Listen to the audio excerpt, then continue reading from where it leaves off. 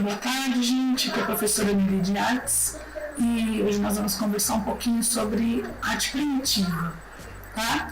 Então, nós vamos começar aqui a nossa aula a falar sobre essa questão aí que é o início da história da arte, na verdade, né? Então, a arte, ela nasce no mesmo momento em que o homem começa a fazer algumas ligações mentais, não é? E a arte como hoje, ela surgiu, não é, com 4 linguagens, que são as artes visuais, a música, a dança e o teatro. Bom, nós hoje vamos tratar somente de artes visuais, não é? E como são 4 linguagens, não é? Cada uma delas tem os seus códigos e as suas referências específicas. Nós vamos falar só sobre artes visuais, que é o tema da nossa aula hoje aqui. Bom, as artes visuais, né, no início, não é, ela conhecida como as belas artes, né, que foram depois rotuladas, né, elas vão incluir, então, nos nomes primitivos, a pintura, a escultura e a arquitetura. Legal? Então a gente vai começar a entender, né, que essas primeiras manifestações, então, elas surgiram como os homens primitivos, né, eles são chamados então de Homo sapiens, surgiram na Terra há 200 mil anos atrás, no continente africano, e de lá eles se deslocaram.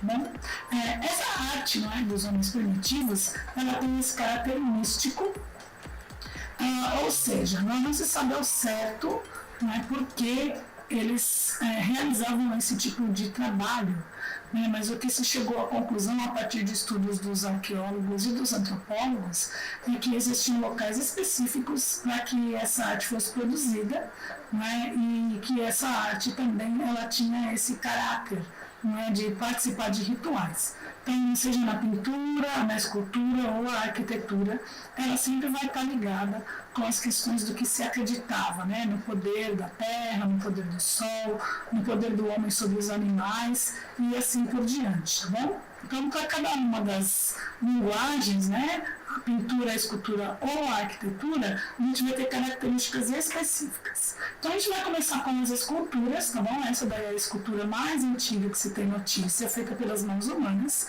chamada de Vênus de Willendorf. Por que o nome Vênus? Todas as esculturas que têm esse caráter de ser feminina, que não tem nome, né, elas são chamadas de Vênus, que é a deusa da fertilidade, a deusa do amor, né, dentro da cultura grega, né? Na cultura romana era chamada de Afrodite. Por que de Willendorf? Porque em Willendorf, onde ela foi encontrada, é uma estatuetazinha pequena, mede cerca de 11 centímetros, e ela, por datação de carbono, foi datada com aproximadamente 30 mil anos antes de Cristo. Então ela tem esse título, né, de ser a mais antiga escultura humana feita por mãos humanas também. Então percebam, né, que ela é rica em detalhes, né? Ela tem uns detalhes na cabeça, que seria um adorno, um tipo de cabelo, e o que a gente nota, não é, são as proporções, né, demasiadas, o quê? Do busto, do colo, não é? Da parte abdominal. E por quê? Porque o que se entende, não é que eles cultivavam a fertilidade. Acredita-se que esses eram amuletos usados em rituais, né, para que as mulheres tivessem mais fertilidade. Então, o que é sinal de abundância? Né? Quando você pensa, por exemplo, num animal, você pensa numa vaca leiteira, né? O que as pessoas olham, né? Se ela tem um abdômen largo, se ela tem as tetas leiteiras, né, que possam alimentar os bezerros. Então, naquele período, né, uma boa mulher seria uma mulher que tivesse um corpo adequado para poder manter depois, não é, os seus descendentes. Então, por isso que ela tem esse formato, não é, avantajado aí dos seios, né, e da parte abdominal, onde se geram as crianças. Eles, na verdade, não sabiam muito bem como é que isso acontecia, mas eles sabiam de onde vinha. Então, é uma coisa meio natural. Percebam a riqueza de detalhes, né, para 30 mil anos antes de Cristo, né, para a gente ter uma noção melhor. A gente tem aí uma imagem, né, de uma réplica dela no tamanho, que seria o original, para a gente entender como seria essa deusa. Legal? Então, essa é a Vênus de Willendorf. Então, naquele período, vou voltar aqui só para vocês entenderem que as esculturas naquele período, elas não têm sempre essa característica. tá bom? A gente vai ver depois em outras civilizações que existem esculturas de outras civilizações que a gente vai ver na América, na África, mesmo na Europa e na Ásia, que elas são antropomórficas, né? Antropomórficas, elas têm a aparência humana, né? Antropomórficas, né? A aparência humana, bom? Então, as esculturas vão ficar basicamente nesse sentido e a gente vai passar agora para a pintura, que é a segunda forma de expressão das artes visuais. Então, a gente está vendo ali, não é, uma das cavernas mais conhecidas, não é, que tem pinturas. As pinturas daquele período são chamadas de pinturas rupestres. Como que elas eram feitas? Elas eram feitas a partir de elementos naturais, não é, pigmentos naturais terrosos, que a gente fala, né, que vem a partir da terra, e do carvão também, não é, carvão que eles acabavam utilizando. E o bacana também das pinturas rupestres, né, que foram encontradas nas cavernas, é que elas acabam usando, né, utilizando o próprio formato, não é, da pedra onde ela é feita. Então eles tinham esse cuidado, né, de olhar para a parede e tentar entender que forma que poderia acontecer. Para que serviam essas pinturas? Né? Muitos estudos foram feitos e a conclusão a que se chegou é a seguinte, que essas cavernas onde haviam as pinturas, elas não eram cavernas onde os homens moravam, eram cavernas específicas para fazer uma espécie de ritual. Ou seja, acredita-se, não é? A teoria mais plausível é que eles acreditavam que ao domar a imagem do animal, eles conseguiriam também domar o animal na vida. Então era um ritual. Como que se sabe que era um ritual? Porque dentro dessas cavernas não foram encontrados nenhum tipo de utensílio, não é, de caça, de nada. O que se encontrou foram somente vestígios de fogueiras. Então imagine, né? Uma caverna, né, onde havia imagens, e aí com luzes estimulantes, né, a caverna ficava iluminada e lá se fazia um ritual antes dessa caça. E aí então, ao sair para caçar, os homens saíam lá cheios de força, né, acreditando que realmente iam domar os animais. Esse daí é uma das obras mais famosas, né, que a gente conhece, é um touro, né, na caverna de Lascaux, que se situava na França, tá bom? Ela foi descoberta em 1940. E ela foi datada com aproximadamente 17 mil anos. Então, assim, é muito tempo, né? Percebam que não existe somente, não é, o touro, não é? Nós vemos várias outras imagens sobrepostas ou superpostas, né? Que a gente chama. Eles iam fazendo imagens, tá? Umas por cima das outras, né? De acordo com o que eles iriam fazer, né? E as posições também são diferentes, tá? Então vocês veem que umas têm um contorno bem delimitado, outras elas têm mais a questão da cor, né? E os desenhos também eles vão mudando, né? De acordo com os artistas, porque não é uma pessoa só que fazia os desenhos. Essas cavernas têm milhares de anos, né? Então assim, as pessoas também que realizavam essas obras eram pessoas especiais, eram tidas ali como místicos, não é? Porque eles eram capazes de reproduzir o desenho, né, a forma, a figura dos animais. Percebam que esse animal já está atingido aqui, ó, certo? Porque eles sempre tinham esse cuidado de ferir o animal no desenho, para que depois, quando eles fossem realmente fazer a caça, né, ter a certeza que eles conseguiriam dominar o animal. Então, aqui para vocês terem uma ideia de onde fica, né, as pessoas, né, dentro dessa caverna. Então, olha que legal, essas cavernas hoje elas são fechadas, né, para o público, porque existe toda essa questão do dióxido de carbono que a gente libera, não é, ao respirar, e danifica, não é, essas cavernas que estavam lá lacradas há muitos anos. Essa caverna foi descoberta por um grupo de estudantes em 1940, né, um cachorro se perdeu, e eles foram atrás do cachorro, o cachorro entrou na caverna, eles foram atrás e encontraram, não é, essas pinturas aí maravilhosas. Já havia um outro registro de uma outra caverna na Europa, então eles avisaram aos professores da universidade onde eles estudavam, e então eles foram lá e verificaram que realmente se tratava de pinturas autênticas. Então vocês estão vendo um pesquisador, né, dentro dessa caverna para ter noção da altura, não é? Em que posição ficavam esses artistas, né, da pintura rupestre. Vocês percebam aí, esse é um trabalho muito conhecido da caverna, um trabalho bem esquemático. O que eu quero deixar claro para vocês é o seguinte: quanto mais esquemático é o trabalho, mais novo é o desenho. Quanto mais o homem domina, não é, a natureza e todos os elementos, ele domina, ele deixa mais simples o trabalho. Então vamos tentar analisar aqui esse trabalho. Então aqui nós temos um bisão, né, que está atacando, né, um homem, um pássaro que estava por perto. Aqui o bisão já foi atingido e aqui a gente já vê parte dos órgãos desse animal, né, saindo aqui por ele. Então quer dizer o seguinte, né, que eles previam, né, que esse animal poderia atacar também esse homem que já está em posição de tombamento, né, diante do animal, mas o animal já está ferido. Aqui nós temos um outro trabalho também bem esquemático, né? Nós temos aqui um animal, vocês veem aqui, ó, os chifres, né? Pelos chifres a configuração, ele lembra, não é? Um rinoceronte. Você fala, nossa, rinoceronte na França? Então, pode ser, né? A gente não sabe, né? O que acontecia, né? Qual era a migração dos animais, qual era o fluxo, né? São registros que ficam sendo pesquisados.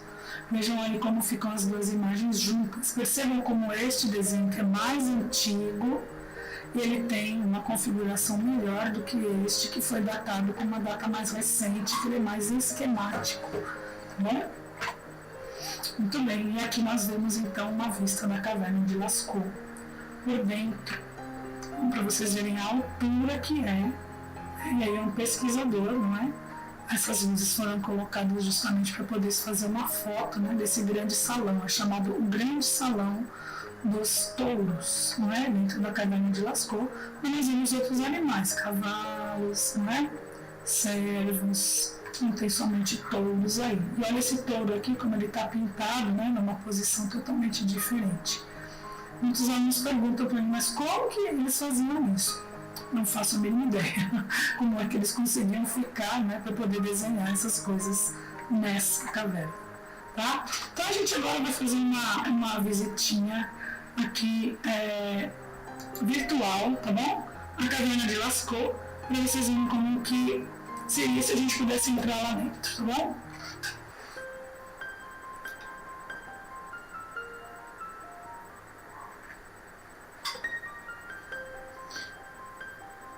O primeiro búfalo, o primeiro touro, o segundo touro. Vejam que a legenda está aí embaixo à esquerda, né? A galeria axial. Percebam a beleza, não é? Dos cavalos, né? Correndo.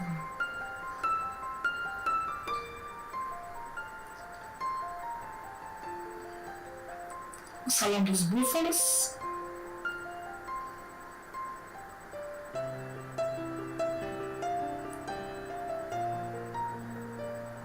Hoje a tecnologia, né, nos permite, né, que nós possamos fazer esses passeios virtuais a partir, né, das imagens que foram coletadas digitalmente dentro das cavernas.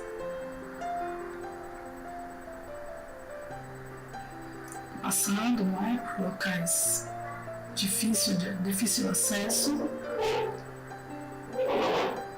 Percebam que são várias áreas, não é?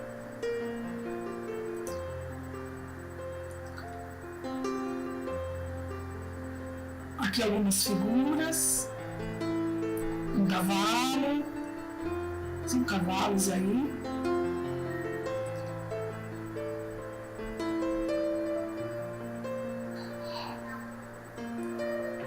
E vamos descobrindo, né, outras figuras mais esquemáticas.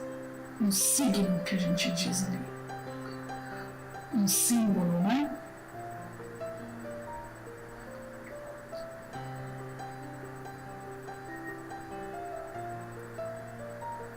São locais, né, de beleza natural, né? E agora outras figuras adentrando mais a caverna, né?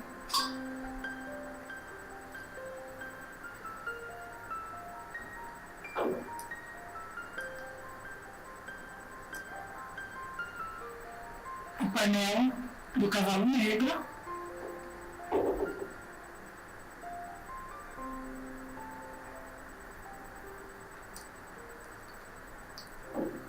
painel do homem caído, não é? O homem e o pássaro, conhecido por esse painel.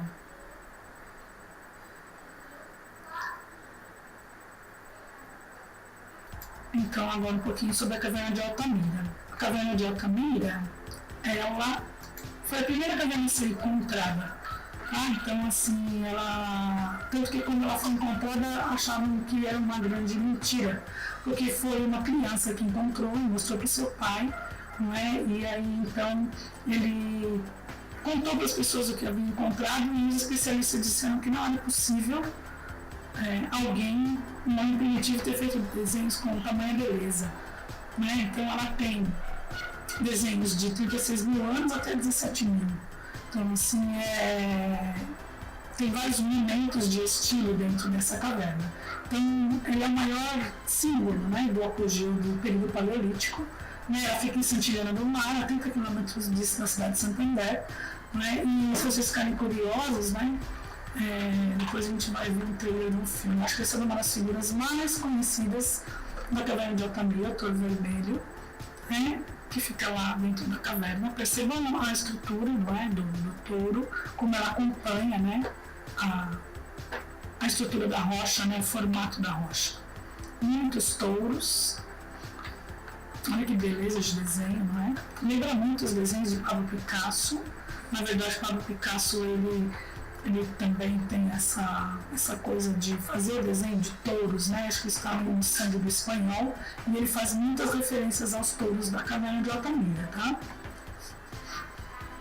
Olha lá os animais, né? Acompanhando o contorno, né, das rochas. Como eu havia falado para vocês, foi feito um filme com Antônio Bandeiras, tá? Sobre a caverna de Altamira aí. Who made the world? God made the world. Maria? Maria? Look, Papa, look. Oh my God. And these paintings are 10,000 years, maybe more. I've never seen anything like it. This is before Adam and Eve. How can that be? Perhaps all our ideas are wrong. This discovery is of enormous significance in the history of mankind. This is man against the majesty of God. There is some resistance. They are nothing more than crude forgeries. See what you've done? Digging up things best left alone? You should be ashamed. I risked everything I hold dear for nothing. I hate your game. I wish I'd never seen it. If branches grow across our path, we just have to move the path. My duty is to protect the faith of the church. My duty is to my husband.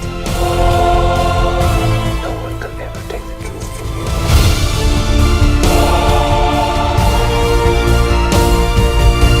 If we explore the mystery of creation, does that destroy its wonder? Esse filme vai contar a história da caverna de Altamira. A gente não tem uma visita virtual em Altamira, mas a caverna de Altamira, eles fizeram um museu ao lado dela, que é uma réplica da caverna, né, para a gente poder entrar e ver. Eles fizeram, ao invés de fazer uma visita virtual, você consegue fazer uma visita local em Altamira.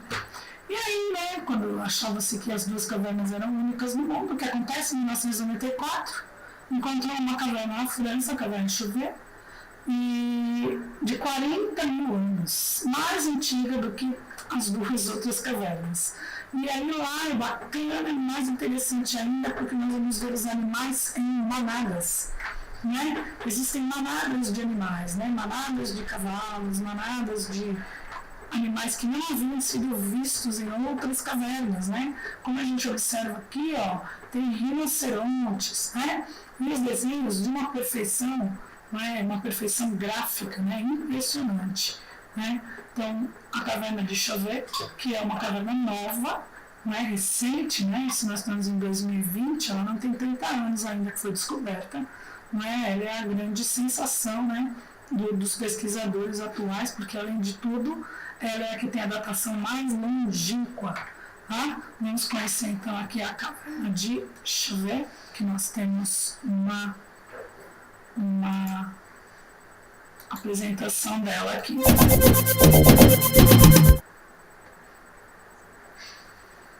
Situada no sul de França, na região de Ardèche, a Caverna de Chauvet é, antes de mais, uma das primeiras galerias de arte do planeta, a mais antiga prova de um gesto artístico. Descoberta em dezembro de 1994, a caverna, de 9.000 metros quadrados, contém as mais antigas pinturas rupestres do mundo de que haja registro.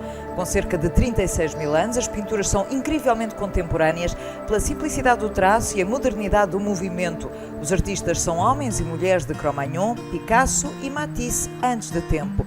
A técnica é muito elaborada, gravuras com pederneiras ou com os dedos, pinturas através de golpes de pigmentos de ocre vermelho, com a aplicação da palma das mãos ou da ponta de um pau ou osso para reproduzir os detalhes, como patas ou focinhos, desenhos com os dedos nas paredes calcárias arranhadas, com carvão para que o contraste seja maior e borrões para criar volumes, sombras e cinzentos. Os temas mais recorrentes são representações de animais com 14 espécies, entre as quais os ursos, rinocerontes, lanudos, mamutes, felinos, cavalos, bisontes, renas, veados e uma coruja gravada. No total são centenas de desenhos, figurativos ou não, alguns com motivos geométricos, quadrados e pontos, e mais de 450 representam animais com uma qualidade estética excepcional. Um dos testemunhos mais notáveis e fascinantes da arte parietal, até na composição. Os animais nunca se sobrepõem por acaso, comprovando o domínio técnico e mental dos gestos e do pensamento. Por fim, vários arranhões de ursos nas paredes e alguns desenhos revelam que esta caverna foi ocupada por vários seres. Durante milénios, homens e mulheres Cro-Magnon ocuparam o local intermitentemente para dar lugar a famílias inteiras de ursos. Na primavera de 2015, a caverna de Pont d'Arc, uma réplica desta gruta única, estará aberta ao público em Vallon-Pont d'Arc, a uma curta distância da original. Não está prevista nenhuma inauguração, mas será possível descobrir a cópia perfeita destes fabulosos contos sobre animais. Então, a gente dá, né? Porque eles estão disponibilizando aí, né? Para que as pessoas possam visitar. Como sabe que as pessoas acabam danificando, né? Acabam danificando os monumentos por causa do dióxido de carbono, monóxido de carbono, né? Então a gente acaba tendo essa oportunidade. Bom, então as pinturas basicamente são essas, tá? A gente tem a arte rupestre, que a gente diz que são as pinturas feitas nas paredes das cavernas. Aí onde não tinha caverna, a gente vai ter a arte feita nas paredes, não é, das próprias montanhas, né? Então, o que a gente vai ter de exemplo disso, né? Gente, existe pintura rupestre no mundo inteiro, né? Não é somente um privilégio da Europa. E a gente tem aqui no Brasil, né, a questão do Parque da Serra da Capivara, que fica no Piauí, né? São registros rupestres, pintados ou gravados sobre paredes rochosas, e são formas gráficas utilizadas pelos grupos pré-históricos que habitavam a região do parque no Brasil. Então a gente vai ter ao longo de toda a América, tá bom? América do Norte, América do Sul, América Central, alguns registros feitos nas partes laterais, né? Nas partes externas, né? Desses paredões de pedra. Então, diferentemente, não é, dos homens primitivos lá da caverna de Chauvet, de Lascaux, de Altamira, os nossos, né, eles são mais recentes, eles não têm uma datação tão antiga, então os nossos desenhos são muito mais esquemáticos, ou seja, esquemático porque não precisa de muitos detalhes para entender que bicho é. Bom, então assim, acredita-se também que o sentido seja o mesmo, que seja um sentido simbólico, um sentido mágico, né, no sentido de apresentação dos animais. Aí nós vemos figuras, né, do Parque da Serra da Capivara, né, são figuras da nossa fauna. Então a gente tem jaguatirica, a gente tem veado campeiro, né, e nós vamos ver aí os animais que aparecem aí. Além disso, a gente às vezes vai encontrar alguns esquemas, alguns desenhos que indicam fluxos de rios, mapas, umas simbologias, né? Então, tribos, né? As pessoas caminhando, tá? Então, a gente vai encontrar uns desenhos muito mais esquemáticos do que os encontrados nas cavernas. Como eu disse, a simplicidade, né? É que conta a história. Vejam aqui uma cena de batalha, não é? Olha lá, uma figura antropomórfica, né? Sabemos que é um humano, que tem cabeça, tronco, membros, um machado atacando outro humano aqui, e as pessoas correndo, né? Provavelmente a descrição de uma cena de guerra, tá bom? Em Taquatiara, né, em Pernambuco, nós vamos encontrar alguns baixos relevos também, feitos na pedra. Isso daí foi feito pressionando, né, a outros materiais, escavando a pedra. Nós vemos duas mãos aí levantadas, tá? E aqui nós vemos linhas sinuosas que representam o curso de rio. Então os arqueólogos eles estão estudando, né, para entender como que funciona melhor, né, essa questão aí da arte rupestre brasileira.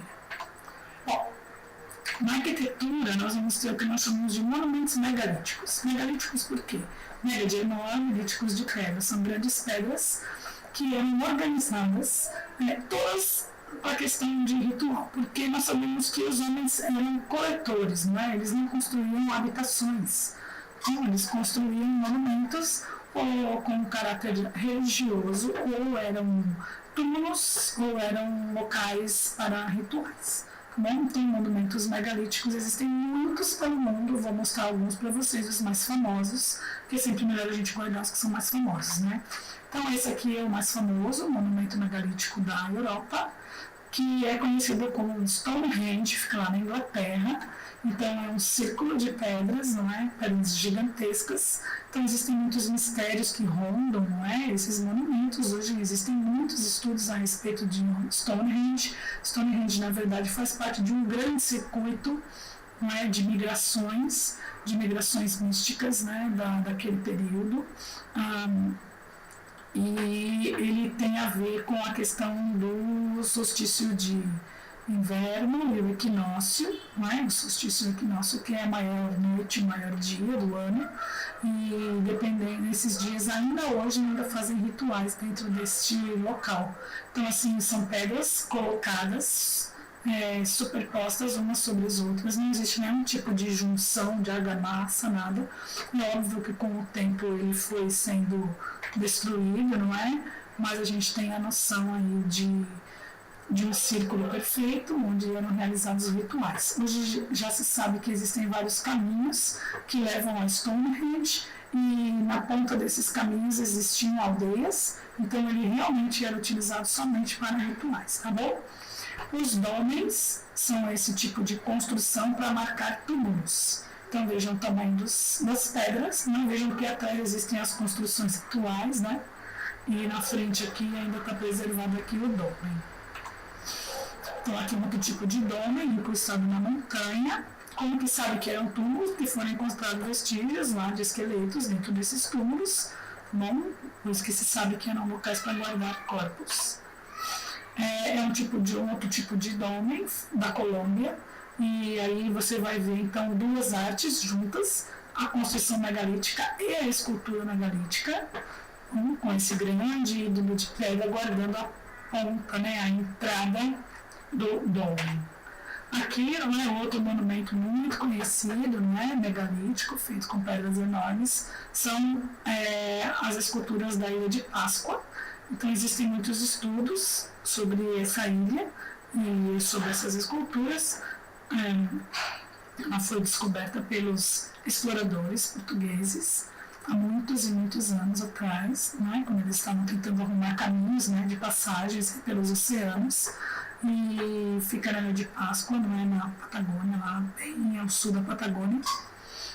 Faz parte da Argentina, do Chile, desses países aqui eu não me recordo agora, né, mas ela é bem conhecida pelo povo Rapa Nui. Se vocês quiserem, tem um filme chamado Rapa Nui, que conta a história dos povos que habitavam, não é, esse local, e existe muito mistério, não é, sobre essas esculturas, porque elas guardam a entrada da ilha. Então, quando você chega de navio, você vê esses gigantes enormes, tanto que os primeiros exploradores ficaram com medo de aportar, né, nesses locais, porque eles achavam que existiam gigantes tomando conta dessa ilha. Então, são alguns monumentos, né, aqui é no Peru, tá bom? Então, em Machu Picchu, são templos, não é, construídos todos de pedra, percebam que as pedras são todas encaixadas uniformemente, né? Elas são cortadas e entalhadas para que elas se encaixem, sem nenhum tipo de argamassa. Isso que é interessante nesses monumentos megalíticos, tá bom?